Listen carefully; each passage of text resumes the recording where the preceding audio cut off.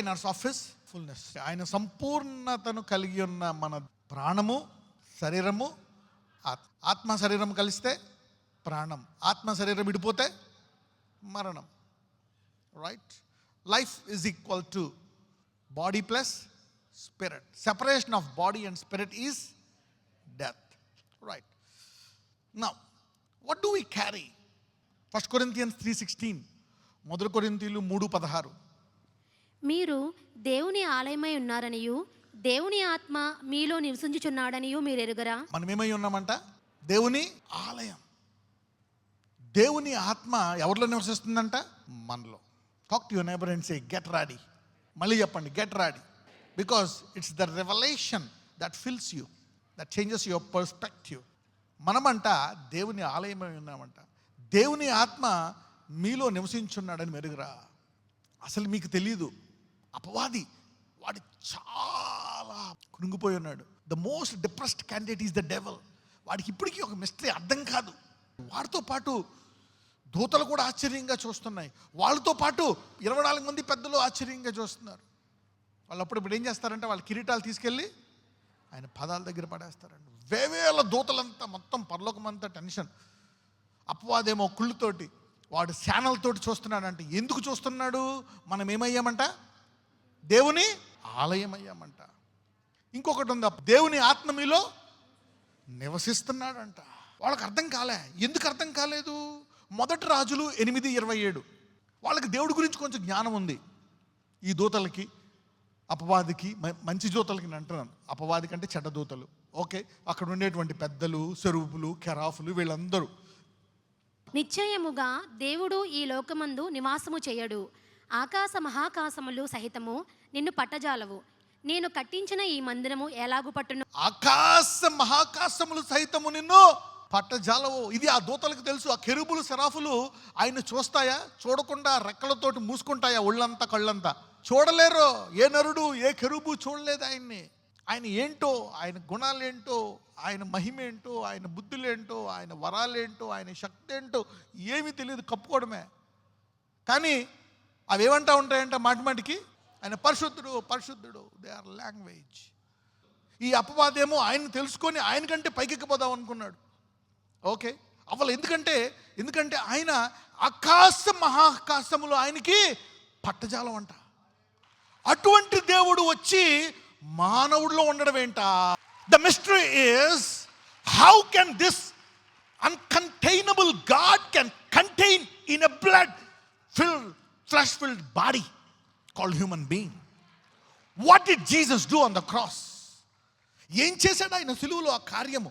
ఈ దేవాది దేవుడు ఆత్మ వచ్చి ఇదిగో ఈ మానవుడు నా నివాసం అంటున్నాడంట. నీవు నా కుమారుని అంగీకరిస్తే మేము వచ్చి నీతో భోజనం చేస్తాం, నీతో సహవాసం చేస్తాం, నీలో ఉంటామంట. How can a human be a carrier of this uncontainable God? That's why I told you, get ready. Somebody are going to explode nuclear bomb after this. You're going to go home and challenge and say, God, now do something with me. Now I know something about you. మీరు అడుగుతారు దేవుని, ప్రభువా ఇప్పుడు నాకు తెలిసింది ఎవరు, నేను ఎలా ఉండడానికి వీల్లేదంటారు మీరు. ఇక చాలు నా జీవితం, ఇక నేను పడ్డది చాలు, దేని గురించి ఆలోచించి ఇరిగిపోయి ఉన్నా అంటే. కొంతమంది ఆయన వర్ణిస్తారు, ఆకాశం ఆయన సింహాసనం, భూమి ఆయన పాదపీఠం. ఏంది పాదపీఠం? ఆకాశ మహాకాశములు ఆయన్ని పట్టజాలవు. అలాంటిది ఆయన ఎక్కడ పట్టాడంట? నీలో పట్టాడంట. ఇది తెలిసిన తర్వాత when you say Jesus, that word will go ripples and create miracles. Is somebody getting something today? You see that? So the devil, ఈ సైతానుడికి అందుకే కోపం.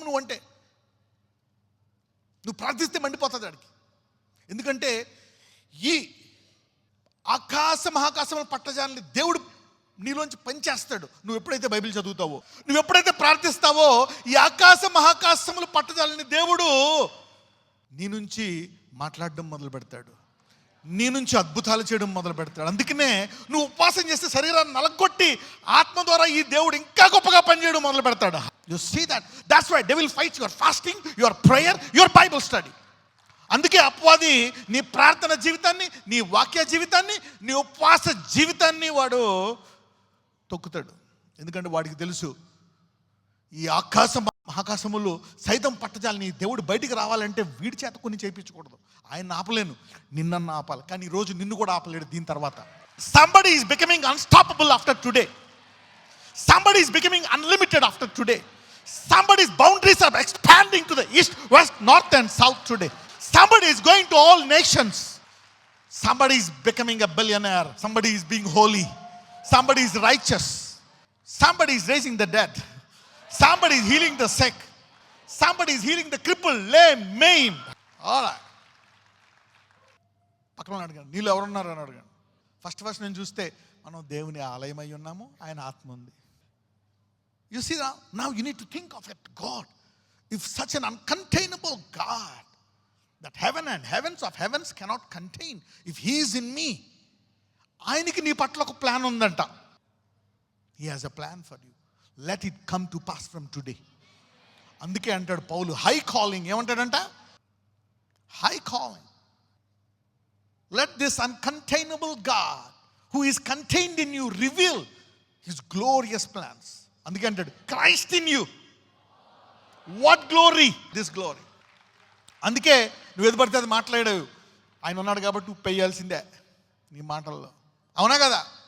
వాడు ఎలాంటోడైనా క్షమించి వదిలించాల్సిందే, తప్పదు. ఎందుకంటే నీలో ఈ దేవుడు ఉన్నాడు కాబట్టి. You see that? You are different. Your things are different. You act different. You talk different. You live different. Because you carry this. చూడండి, పెళ్ళి ఎక్కడ పడితే అక్కడ కూర్చొని ముందు 4 సార్లు తుడుచుకుంటావు. వెళ్ళగల అన్నం తిన్న కూడా జాగ్రత్తగా తింటావు, కొంచెం కూడా పండవకుండా జాగ్రత్తగా ఉంటావు. జాగ్రత్తగా ఉండాలి.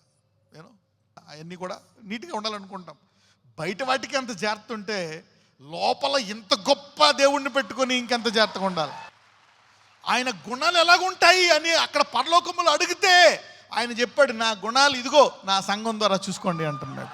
ఈ అపవాది తట్టుకోలేడు. అందుకే ఆయన గుణాలు చూపిస్తే, నువ్వు క్షమించినా, ఎవరినైనా ప్రేమించినా, నువ్వు ప్రార్థించినా, ఆయన ఫలాలు ఫలిస్తే తట్టుకోలేడు అపవాది. ఎందుకు? అది ఆయన గుణాలు. You see that they are his works. When you love somebody, when you pray, when you give, when you do. Okay. Isaiah 40:12-18. యెషయా 40 12-18. తన పుడిసిటిలో జలములు కొలిచిన వాడెవడు? జయనతో. చూడండి, ఈ ప్రవక్త చాలా గొప్ప ప్రవక్త, యెషయా ప్రవక్త. అంటే ఇతని గురించి మరి చరిత్ర రకరకాల పిక్చర్లు చూపించి చెప్తూ ఉంటుంది. అది బైబిల్లో అయితే మనకి లేదు. కానీ దేవుని యొక్క ఫీలింగ్స్ని కూడా నాకు ఎలా అనిపిస్తుంది ఇజ్రాయెల్ని చూసి దాన్ని కూడా ఎక్స్ప్రెస్ చేసినటువంటి మహాప్రవక్త యెషయా. ఓకే, ఇతను అంటే దేవుడు ఎలా చేశాడు ఈ భూమిని, ఎంత నీరు ఉంది, ఏంటి, ఎండాకాలం ఎంత ఆవిరైపోతుంది, వర్షాకాలం ఎంత వస్తుంది, అసలు ఎంత నీరు ఉంది, ఎన్ని క్యూసెక్కుల నీరు, ఎన్ని లీటర్ల నీరు ఉంది.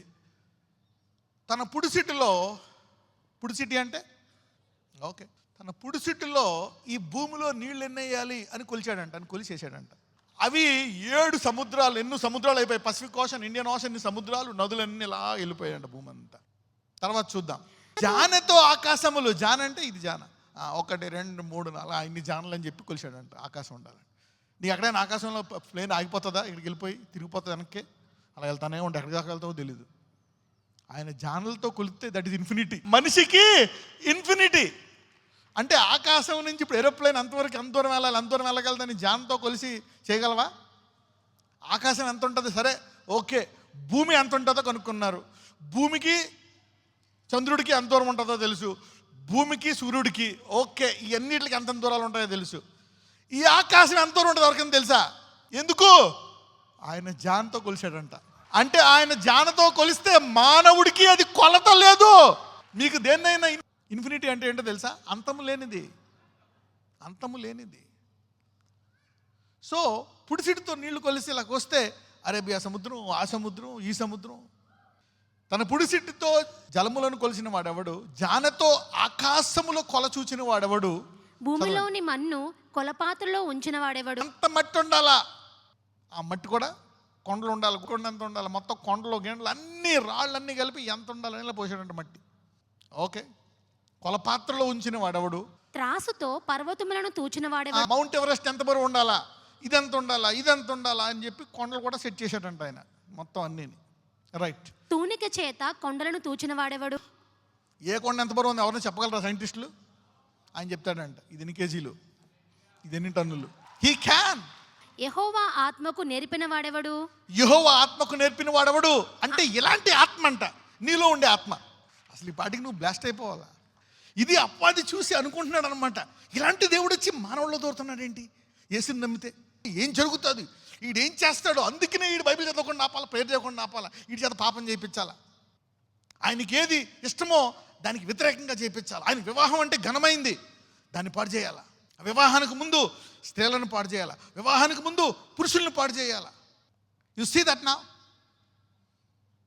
ఆయన దృష్టిలో వివాహం ఏంటంట, ఘనమైనది. అందుకని వాడు ఏం చేస్తాడు, దాన్ని నీ దృష్టిలో ఘనహీనంగా చేస్తాడు, తప్పుడు పనులు చేపిస్తాడు. అప్పుడు ఆయన గుణాలు కనపడకుండా పోతాయన్నమాట. ఒకవేళ ఆయన గుణాలు కనపడితే ఆ సాధారణమైన శక్తి నీలోంచి బయటకు వస్తుంది. Somebody is becoming unlimited today. You see that నా. ఆయనకు మంత్రి అయి ఆయనకు బోధపరిచిన వాడెవడు? ఎవని యొద్ద ఆయన ఆలోచన అడిగెను? ఆయనకు వివేకము కలగజేసిన వాడెవడు? న్యాయ మార్గమును గూర్చి ఆయనకు నేర్పిన వాడెవడు? ఆయనకు జ్ఞానమును అభ్యసింపచేసిన వాడెవడు? ఆయనకు బుద్ధి మార్గము బోధించిన వాడెవడు? జనములు చేద నుండి జారు బిందువుల వంటివి, జనులు త్రాసు మీద ధూళి వంటి వారు, ద్వీపములు గాలికి ఎగురు సూక్ష్మ రేణువుల వలెనున్నవి. ఎలా ఉన్నాయంట? ద్వీపాలయానికి సూక్ష్మ రేణువుల వలె ఉన్నాయంట. సమిదలకు లెబానోను చాలకపోవును, దహన బలికి దాని పశువులు చాలవు. ఆయన దృష్టికి సమస్త జనములు లేనట్టుగానే ఉండును. ఆయన దృష్టికి అవి అభావముగాను శూన్యముగాను ఎంచబడును. కావున మీకు ఎవరితో దేవుని పోల్చుదురు? ఏ రూపమును ఆయనకు సాటి చేయగలరు? అటువంటి దేవుడు నీలో ఉన్నాడంట. You see that. ఆకాశం మహాకాశములు ఆయనకు పట్టవు. రెండవది, ఆయన జానతో ఆకాశాన్ని కొలిచాడు. తన పుడిసిట్టులో నీళ్లు పెట్టి ఎన్ని నీళ్ళు ఉన్నాయని పెట్టిన కొలిచాడు. ఇటువంటి దేవుడు పర్వతం ఎంత బరువు ఉండాలని కొలిచాడు త్రాసుతోటి. ఇటువంటి దేవుడు ఆత్మ నీలో ఉందంట.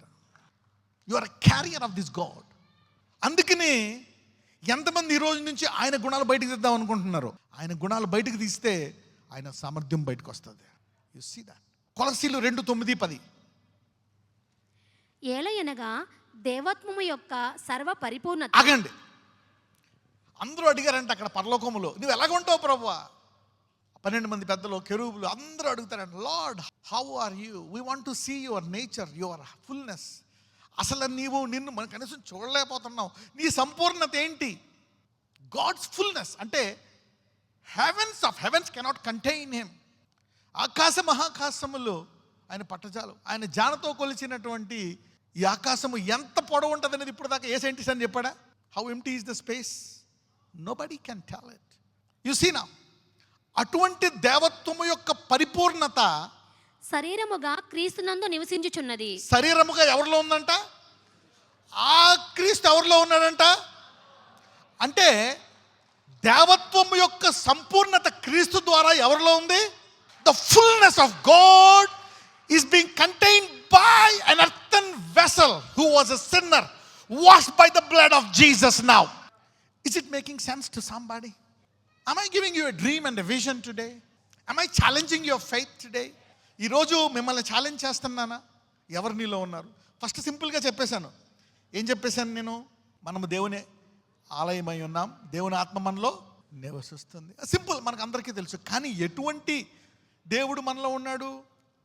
ఆకాశ మహాకాశములు పట్టజాలని దేవుడు, జానతో ఆకాశాన్ని కొలిచిన దేవుడు, తన పుడిసెట్టలో భూలోకంలో ఎన్ని నీళ్లు ఉండాలో తెలిసిన దేవుడు, పర్వతాలని కొలిసిన దేవుడు, మట్టెంత ఉండాలో కొలిసిన దేవుడు మనలో ఉన్నాడంట.